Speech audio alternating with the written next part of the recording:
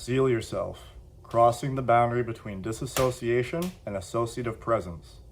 So in the last video, I broke down in my own experiential and roundabout way, and as well as anecdotal, how I am observing the way our bodies can become susceptible to external influence, energy disruptions, intrusive thoughts, as well as impulsive behaviors, as well as how intentional intervention, namely with specific breathing, biomechanical positioning, as well as nervous system regulation, can effectively seal the leaks within your structure to grant yourself some seat time as a sovereign person, regardless of the environment, at least for that moment, and grant yourself a chance to be different when life presents you with situations that are all too familiar.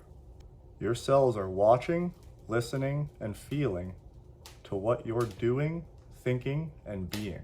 So the more authentic you can be, the more likely your cells are going to grant you additional space that you can use to understand yourself more, as well as grant you clarity and certainty about your own identity. So sometimes when I wake up, I kind of get a different sense of where my mind is relative to, I guess, my body or even my brain. Like, it becomes very apparent that my mind occupies this field kind of in front of me, but also not entirely limited to that as well.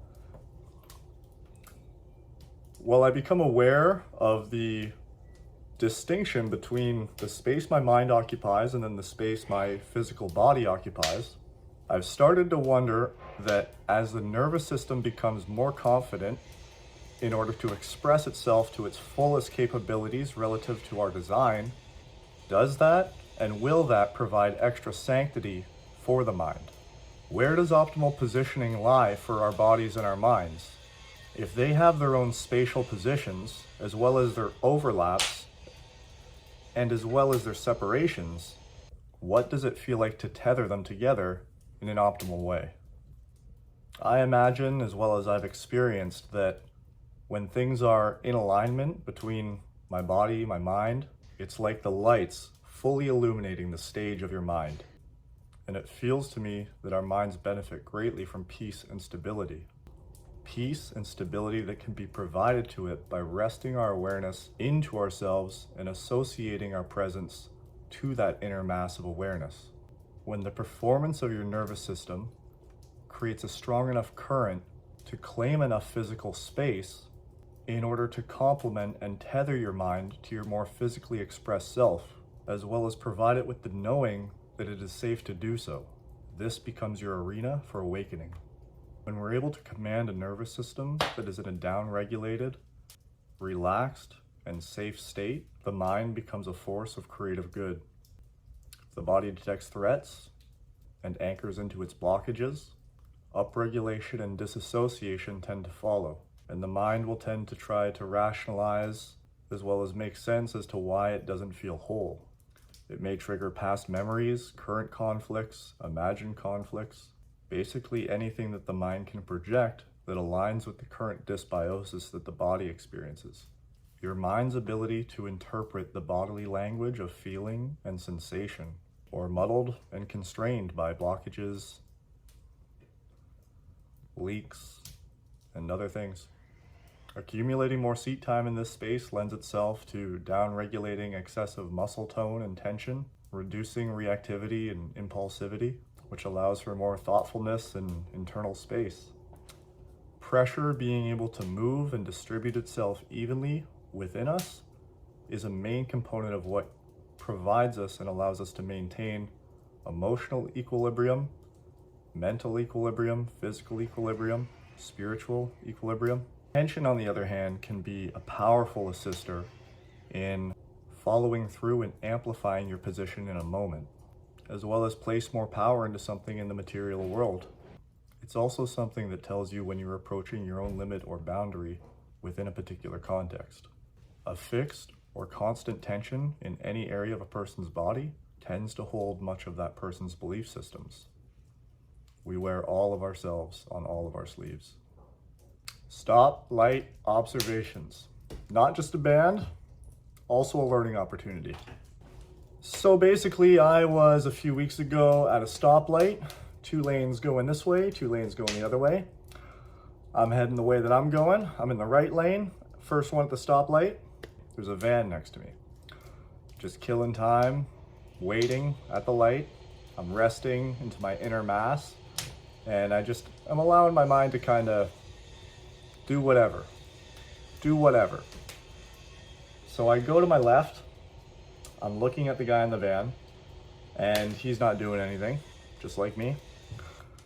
So I'm looking at him, and I guess the light must have gone green, but he didn't move, I didn't move, and then we hear a horn, or I hear a horn.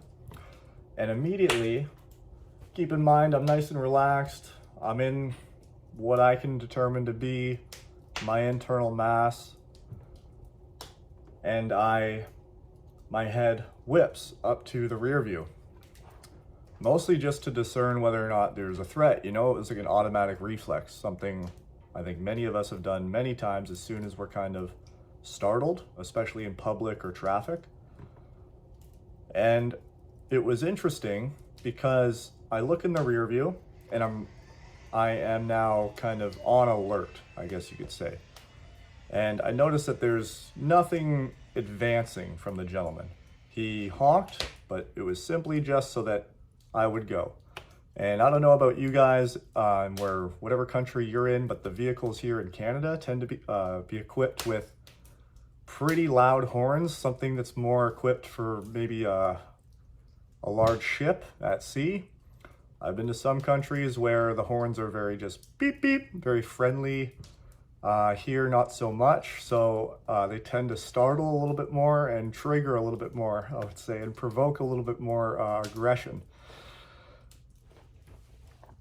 So nothing escalates from my view, and I'm already going at this point. You know, I just checked the rear view, but what I did notice, what was different than many times that I've experienced in the past, was if I had a reflexive or reactive situation like that, I may allow that externality to come into myself and almost attach itself to my emotional inner body.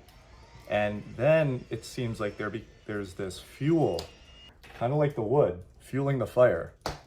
My inner self is now creating narratives around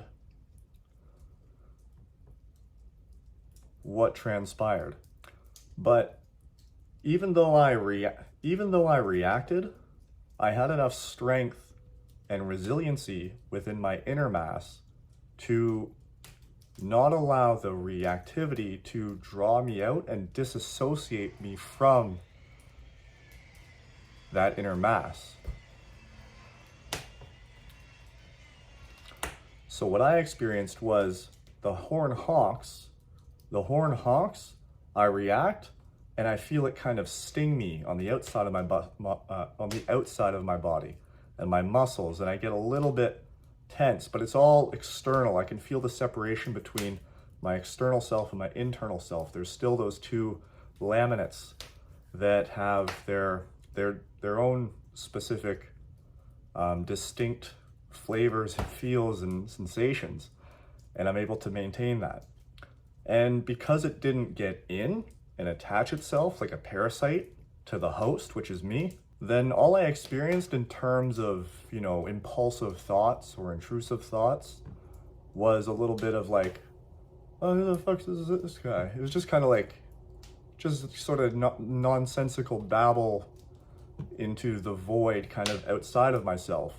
But it had no power or weight or absolutely no emotion attached to it. It was just words, and they felt very weak, and it was very easy to allow them to fall and not affect me, and not just start to create a story and spend my energy creating a story about something that has nothing to do with me, really. So basically the horn hit the armor, but it wasn't able to get inside and penetrate the suit. In that moment, I am stronger than my reactivity. I am stronger than my stress response. I am stronger than my environment. And sometimes keep in mind, it's almost like two, we have our reactive external bodies that tend to be sometimes a bit irrational with the way they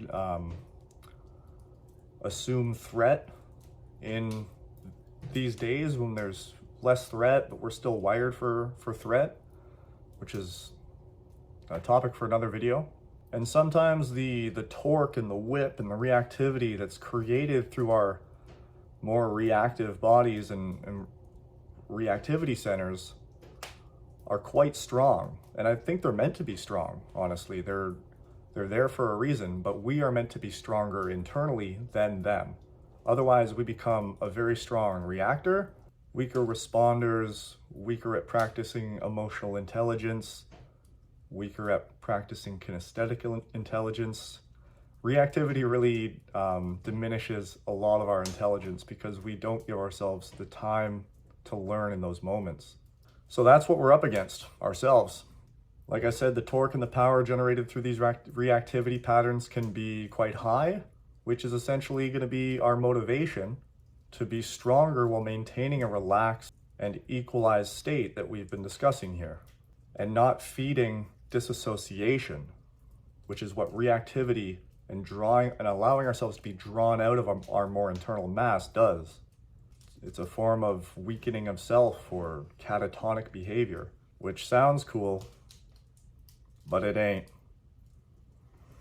So tension is therefore, in my view, an assister to us being able to preserve and maintain internal space. If internal pressure is disrupted, tension may organize itself to protect that area until it can be understood and let go of by the user. I'm talking about our bodies and our belief systems here. Constants on our bodies are always accompanied with associative memory or thought. You've never been in a place where there wasn't also a time, and our bodies display time and bind us in time, depending on what they harbor. If we want to become timeless in our bodies, then we have to be willing to feel new things. And new things tend to remind us of old things that we've been withholding from ourselves. We also need to let go of what binds us in time. Over a long enough time horizon, certain muscle tone and tension, as well as mental limitations that have not been altered in any meaningful way, may begin to wear and diminish your structure. Many of us are receiving diminishing returns on our bodies based on the perspectives and belief systems that we hold on to. Trapped energy potential in our bodies will manifest by way of firing muscles which work to constrain or constrict circulatory junctions, which may disrupt the body enough to cause a dissociative reflex. Let's say an example of this is you're talking to someone, maybe it's at work where this is a more common occurrence, and you realize, or the person in front of you realizes that they're wrong about something.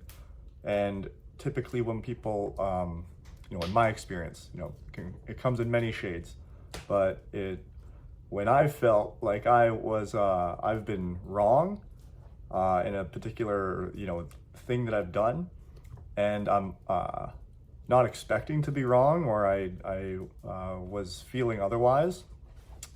Sometimes, and I've seen this in myself and others, we will kind of have this disassociative moment where three main things happen, in my view.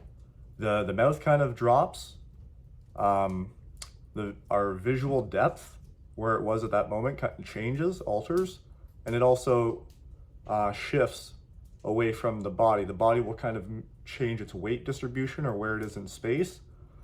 The eyes change and the mouth opens, or like the airway kind of alters. I'll just give you kind of an example. I just get some bad news. Oh shit, you messed up, Matt. I just kind of let go of myself for a moment. I try not to do that any longer. I catch myself doing it though. And the problem with letting go of yourself is you have to find yourself again. So we've all got a little bit of John Cena in us, right? And we all need to see, hear, and feel ourselves safely so that the world can experience us fully. Until next time.